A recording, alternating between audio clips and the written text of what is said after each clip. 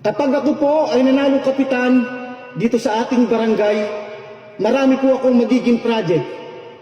Ang kauna-unahan ko pong magiging project, ipapagawa ko po ang bahay ko. Bakit kanyo? Para naman kapag binisita nyo ko sa aming tahanan, maganda at presentable.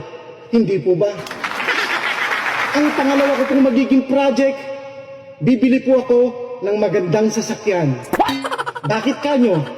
Para kapag kailangan nyo ang tulong ko, madali ko kayong mapupuntahan. Hindi na po maglalakad ang inyong kapitan. Ang pangatlo ko pong magiging project, bibili po ako ng bagong cellphone. Yung latest po, iPhone 15 Pro Max. Bakit kanyo? Para kapag ako'y tinawagan nyo or kaya'y tinext, madali ko po kayong ma-replyan o masagot dahil latest po ang cellphone ng inyong kapitan.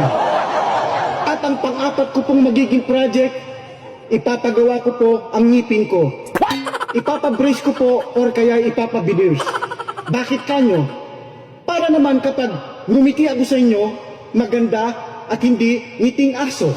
Kaya sa darating na halalan, huwag niyo pong kalilimutan.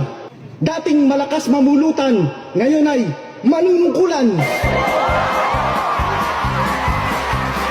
Nandito na ang ating